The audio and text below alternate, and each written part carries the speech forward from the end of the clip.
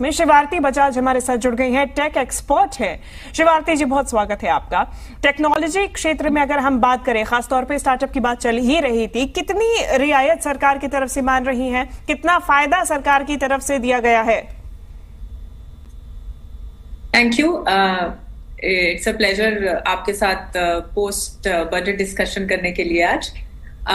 इसमें अगर हम देखेंगे ये बजट बना, इसमें एक होता है पॉपुलिस्ट बजट, एक होता है रियलिस्टिक बजट।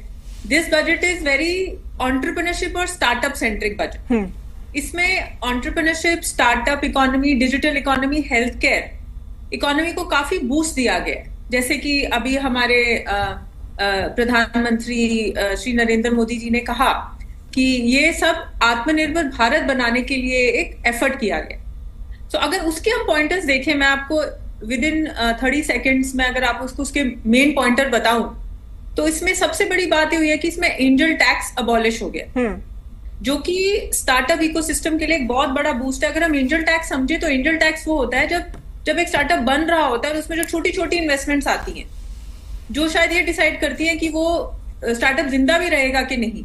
उस टैक्स को अगर अबॉलिश किया जाना अपने आप में एक बहुत बड़ा कदम है, which is section 56 of the act. Secondly, इसमें डिजिटल इकोनॉमी को बहुत बूस्ट किया गया है। जो डीपीआई हमारा इंफ्रास्ट्रक्चर है, उसको एग्रीकल्चर में लाना, 400 डिस्ट्रिक्ट्स में उसको लाना, 6 करोड़ किसानों को क्रेडिट कार्ड इशू करना, और स्पेसिफिकली मेंशन किया गया है कि डीपीआई को at a population scale use किया जाए, मतलब डीपीआई को एक लार्ज स्केल पे यूज किया जाए, और उस सब के ऊपर 1000 करोड़ रुपीस एलोकेट करना for only the space economy as venture capitalist.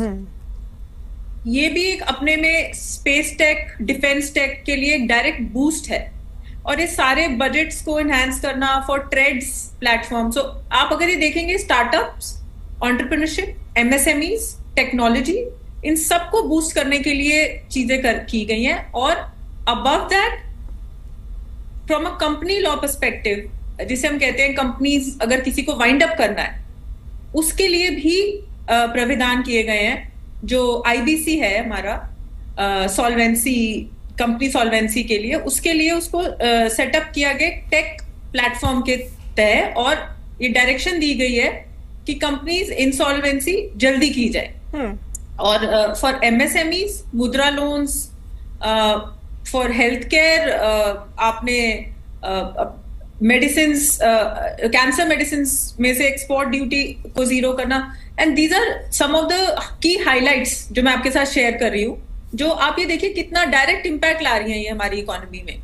Also in सब के ऊपर एक एम्प्लॉयमेंट बेस बूस्ट करना through internships is a very शिवारती जी, ऐसे में अगर हम खासतौर पे स्पेस इकोनॉमी की बात करें, जिसका भी जिक्र खुद पीएम ने भी किया था और बजट में तो जिक्र है ही, कितना एक ग्लोबल स्तर पे भारत को ये बढ़ावा देने का काम करेगा?